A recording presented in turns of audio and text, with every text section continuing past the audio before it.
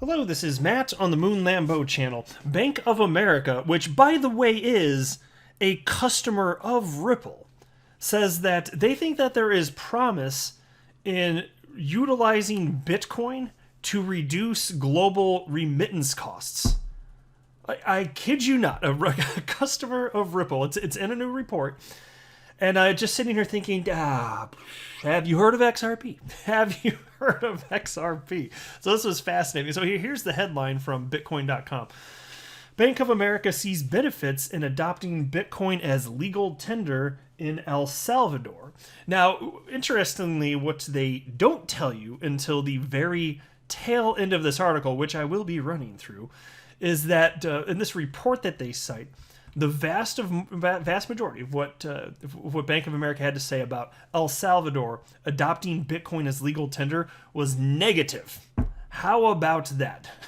So, anyway, plenty to talk about on this topic, but I do want to be clear at the outset, I don't have a financial background of any kind. I am not offering financial advice, and you should not buy or sell anything because of anything I say, alright? I'm just a simple little Moon Lambo doing Moon Lambo things over here, uploading videos on the internets via the YouTubes, but it's just a fun hobby. Just want to be clear, that is all that it is. Now, I got this article sent to me by XRP community member Bon Crip XRP, and so thank you very much, my friend. I really appreciate it, and I enjoyed reading through it. And if you could have seen my face as I was reading through it, it's a WTF type of look for most of the time I was reading through it. And some of their points made sense, and that's perfectly fine. But the remittance one still is a bit of a head scratcher. But here's what Bon Crip wrote in summarizing just a couple key points of the article. Bank of America sees benefits in adopting Bitcoin as legal tender in El Salvador. Bitcoin could be used as an intermediary for bank transfers. Using Bitcoin for remittances could potentially reduce transaction costs compared to traditional remittance channels. And as soon as I read that, I'm just sitting here thinking, like, am I getting tricked? Is this not really Bank of America? How could anyone at Bank of America actually think this? Well, let's dig in. Bank of America outlined some potential benefits in El Salvador adopting Bitcoin as legal tender in a report published last week.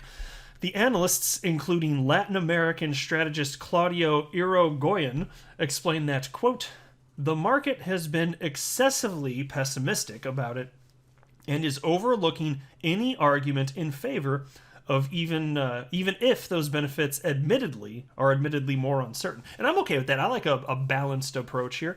And there are a ton of negatives to this, but sure, if this actually pans out, there could be some serious upside as well.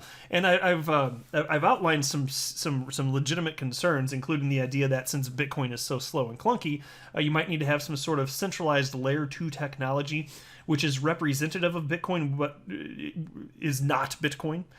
And that's where the concern effectively comes in. Is it's like, so people in El Salvador, citizens there, the money's converted to Bitcoin, but the Bitcoin's actually held by the central bank in El Salvador, and then what they have is a token that's representative of the Bitcoin so that it can move blazing fast inside the little walled garden. That's effectively the concern right there. Anyway, so firstly, the report details the following. Here's a quote from it. Bitcoin could be used as an intermediary for cross-border transfer. Using Bitcoin for remittances could potentially reduce transaction costs compared to traditional remittance channels. Now, this is mind-blowing to me that this would come from Bank of America. This truly is mind-blowing to me.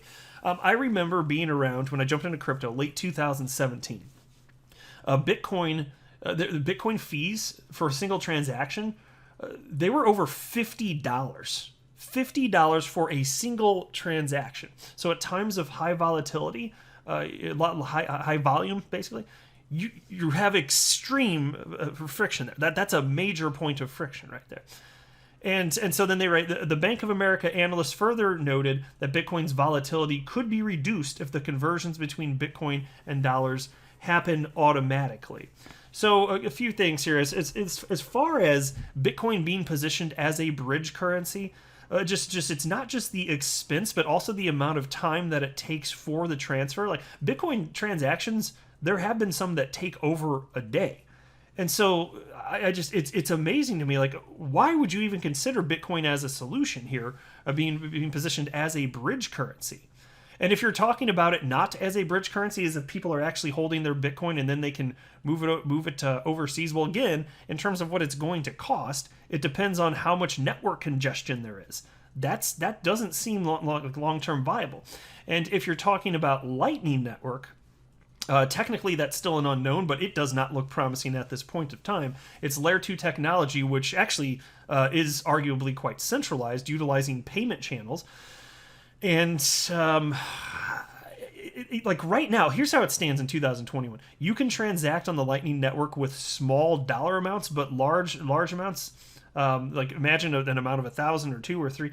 Like there's real risk that those will fail, and you can actually lose your funds. And there's no Bitcoin corporation to call up and complain if something like that happens. And so the technology has just not been developed to the point where it could actually function like that. And so then you've got XRP, which of course costs fractions of a penny for a single transaction and is blazing fast, settles on the blockchain, and typically in 3 to 5 seconds. That would be normal. It's just amazing that you would think that Bitcoin could be a solution, because if you did even the tiniest amount of research, you wouldn't have put this in your report. It's just insane to me. And again, the fact that Bank of America is a Ripple customer today. That's crazy.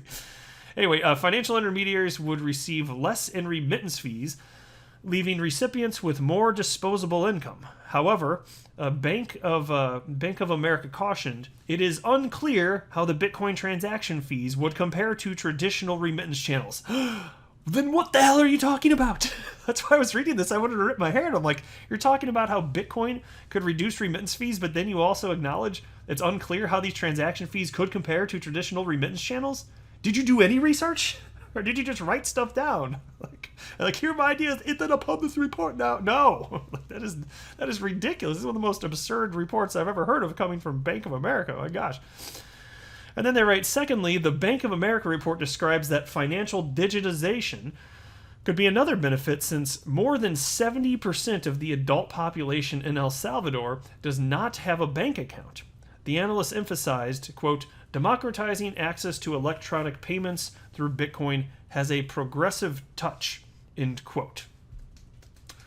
Okay, what's that going to look like, though? Like, how are you going to onboard them? Like, I don't. There's no clarity as to what this is going to look like. That idea, without any specifics, might sound compelling on the surface, but what are you going to do if people are already not banked sufficiently?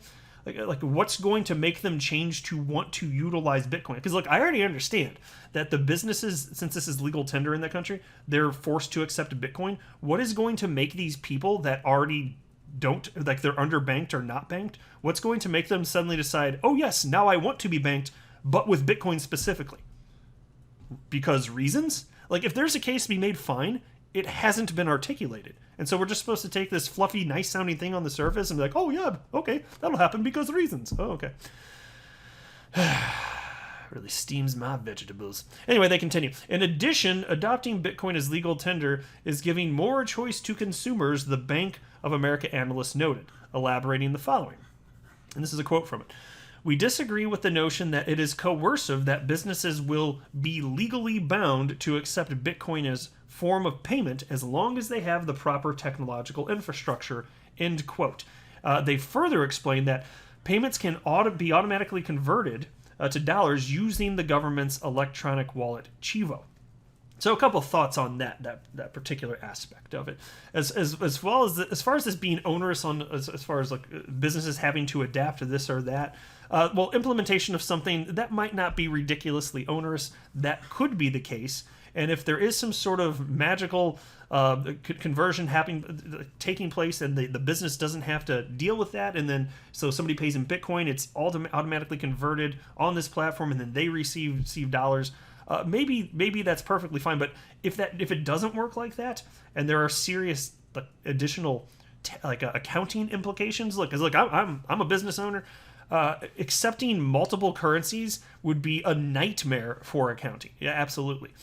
And so if there's something where you're like, on the books, you don't have to deal with something like that, okay, that's a better argument. But Still, it's being forced here, and then the fact that it's being forced, that doesn't mean that people in the country are going to adopt it. That remains to be seen, and I'm still very curious about what that might look like here.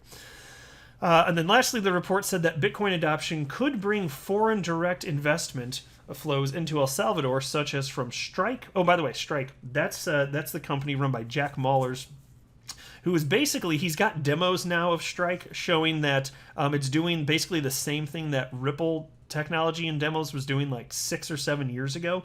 So now he's basically up to that point, except for instead of utilizing XRP, which is perfect for payments, what they're utilizing is Nostra Vostra accounts, so they are using the legacy system.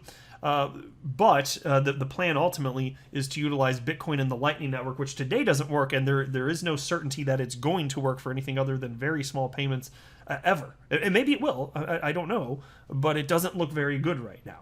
And so they're talking about money flowing into El Salvador because of that. Also, Bitcoin miners and ATM manufacturers. At least 2 crypto ATM companies have already announced plans to install cryptocurrency ATMs in El Salvador, Chain Bytes and Athena Bitcoin. Now, and then they write, and this is what they maybe should have put at the beginning, or had a different headline.